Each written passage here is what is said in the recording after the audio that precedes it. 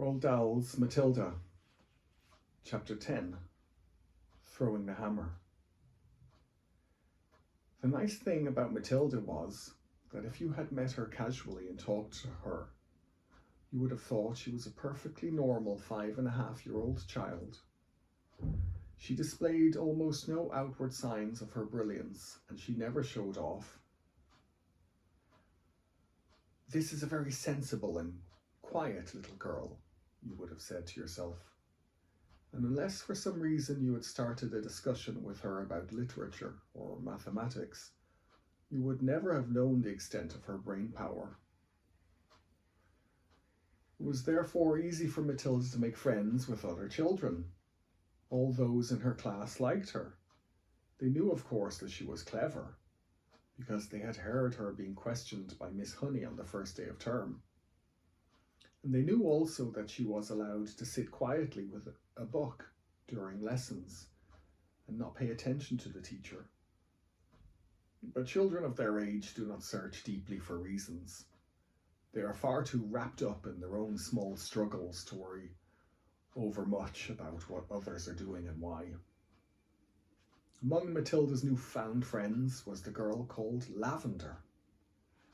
Right from the first day of term, the two of them started wandering round together during the morning break and in the lunch hour. Lavender was exceptionally small for her age, a skinny little nymph with deep brown eyes and with dark hair that was cut in a fringe across her forehead.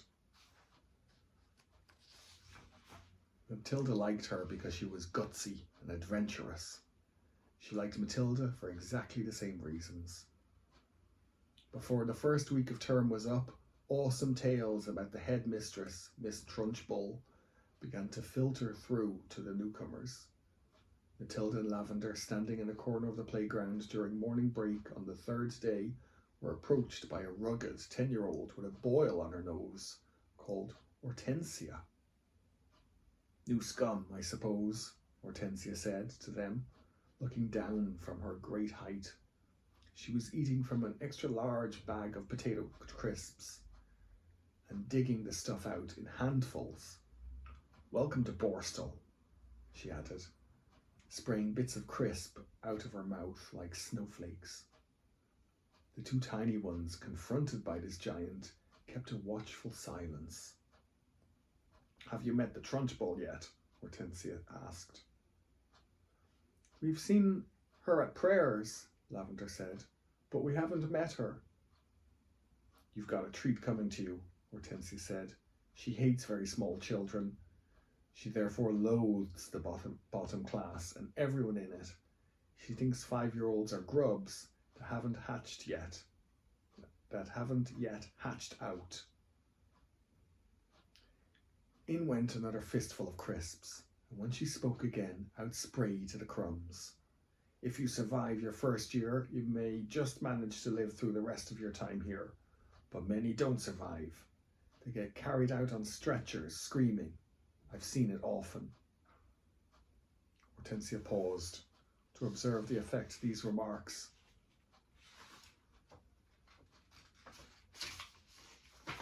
were having on the two titchy ones.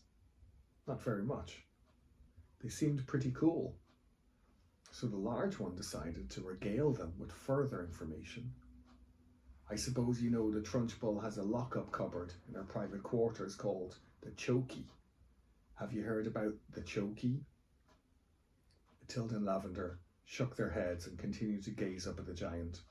Being very small, they were inclined to mistrust any creature that was larger than they were, especially senior girls. "The Chokey," Hortensia went on, "is a very tall but very narrow cupboard. The floor is only 10 inches square, so you can't sit down or squat in it. You have to stand. And 3 of the walls are made of cement, with bits of broken glass sticking out all over, so you can't lean against them. You have to stand more or less at attention all the time when you are locked up there. It's terrible." "Can't you lean against the door?" Matilda asked. "Don't be daft," Hortensia said. "The door's got thousands of sharp, spiky nails sticking out of it. They've been hammered through from the outside, probably by the Trunchbull herself. Have you ever been in there? Lavender asked. My first term I was in there 6 times, Hortensia said. Twice for a whole day, and the other times for 2 hours each. But 2 hours is quite bad enough. It's pitch dark, and you have to stand up dead straight, and if you wobble at all, you get spiked, either by the glass on the walls or the nails on the door. Why were you put in there? Matilda asked. What had you done? The first time, Hortensia said, I poured half a tin of golden syrup onto the seat of the chair the Trunchbull was going to sit on at prayers. It was wonderful.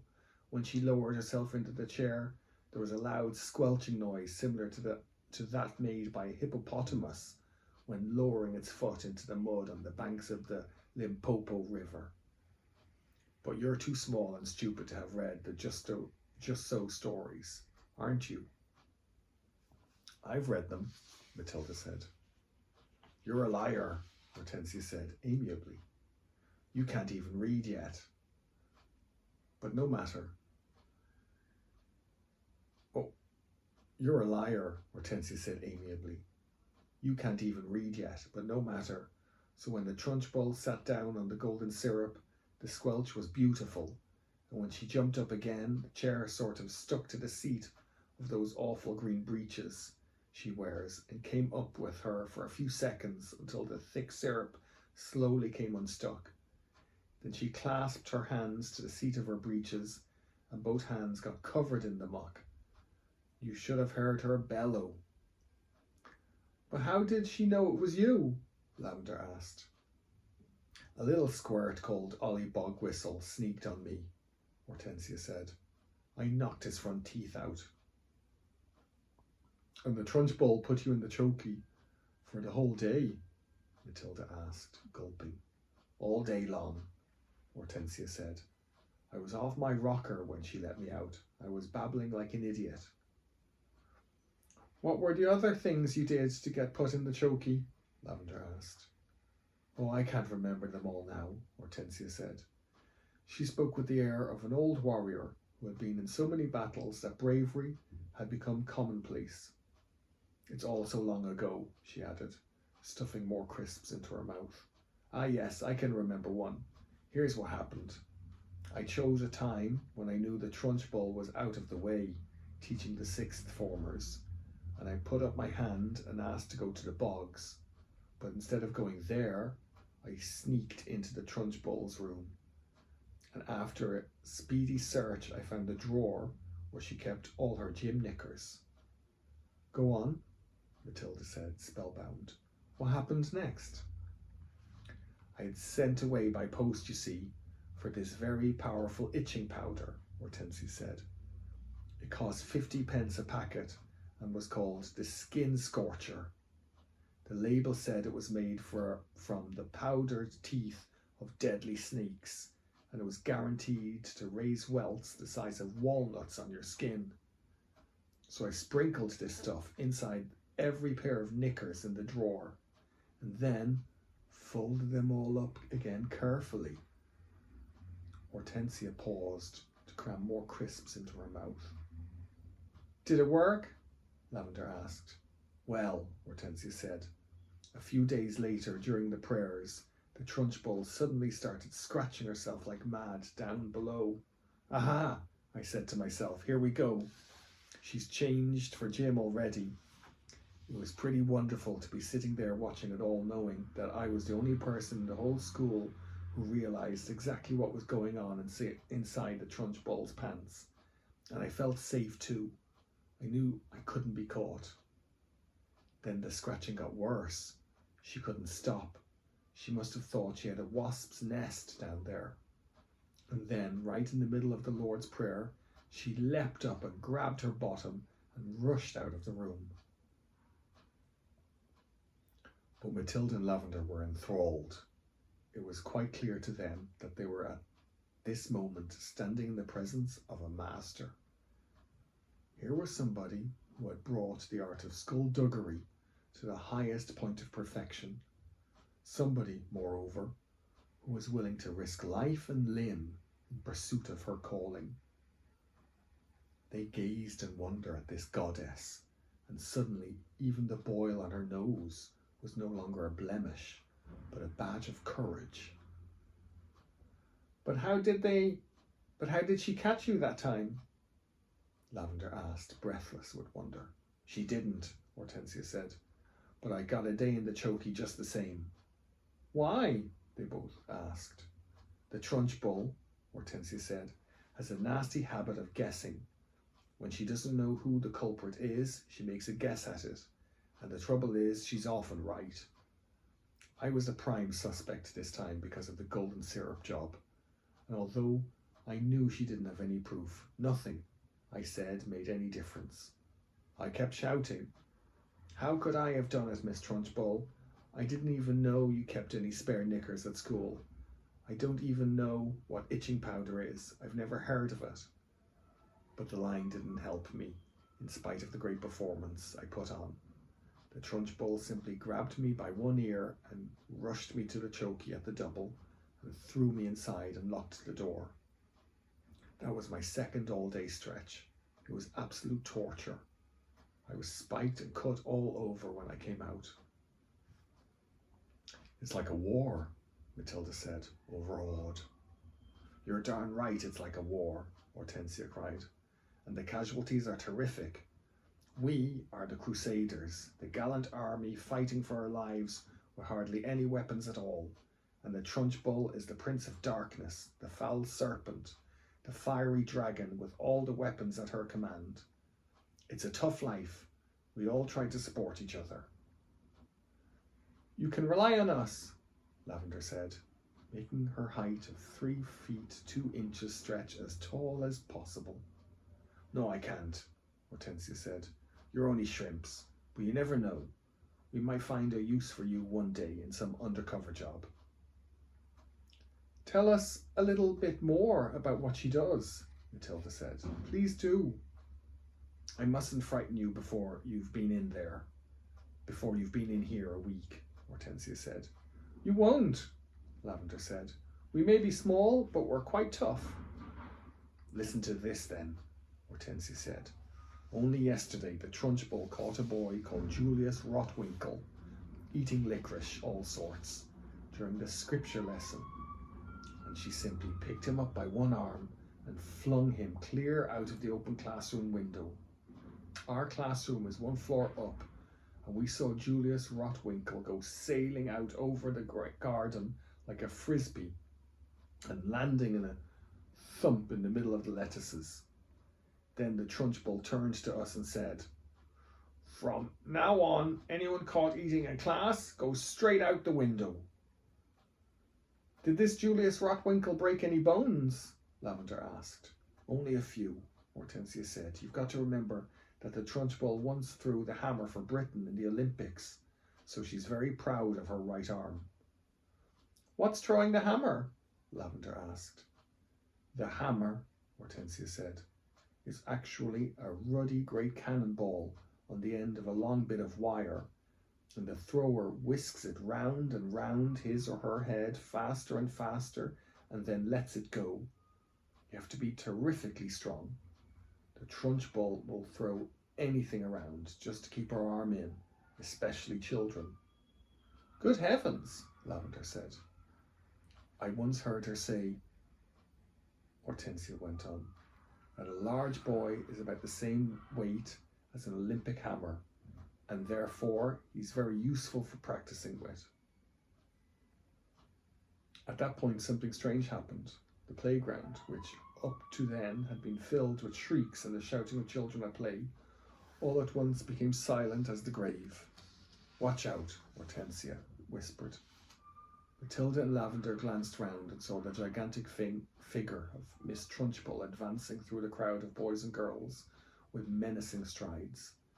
The children drew back hastily to let her through, and her progress across the asphalt was like that of Moses going through the Red Sea when the waters parted. A formidable figure she was too, in her belted smock and green breeches.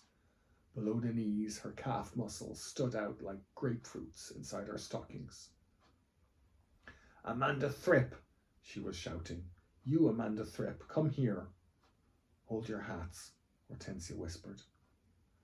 "What's going to happen?" Lavender whispered back. "That idiot Amanda," Hortensia said, "has let her long hair grow even longer during the hauls, and her mother has plaited it into pigtails. Silly thing to do. "Why silly?" Matilda asked. "If there's one thing the Trunchbull can't stand, it's pigtails," Hortensia said. Matilda and Lavender saw the giant in green breeches advancing upon a girl of about 10 who had a pair of plaited golden pigtails hanging over her shoulders. Each pigtail had a blue satin bow at the end of it, and it all looked very pretty. The girl wearing the pigtails, Amanda Thripp, stood quite still, watching the advancing giant, and the expression on her face was one that you might find on the face of a person who is trapped in a small field with an enraged bull which is charging flat out towards her. The girl was glued to the spot, terror-struck, pop-eyed, quivering, knowing for certain that the day of judgment had come for her at last. Miss Trunchbull had now reached the victim and stood towering over her. "I want those filthy pigtails off before you come back to school tomorrow," she barked. "Chop 'em off and throw 'em in the dustbin, you understand?" Amanda, paralysed with fright, managed to stutter. "My mummy likes them. She plaits them for me every morning." "Your mummy's a twit," the Trunchbull bellowed. She pointed a finger the size of a salami at the child's head and shouted, "You look like a rat with a tail coming out of its head." "My mummy thinks I look lovely, Miss Trunchbull," Amanda stuttered, shaking like a blancmange.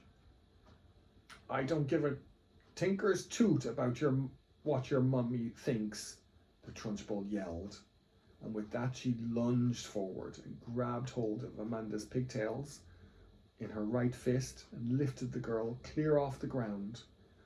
Then she started swinging her round and round her head, faster and faster, and Amanda was screaming blue murder, and the Trunchbull was yelling, "I'll give you pigtails, you little rat." "Shades of the Olympics," Hortensia murmured. "She's getting up speed now, just like she does with the hammer. 10-1 she's going to throw her." And now the Trunchbull was leaning back against the weight of the whirling girl and pivoting expertly on her toes, spinning round and round, and soon Amanda Thripp was travelling so fast she became a blur.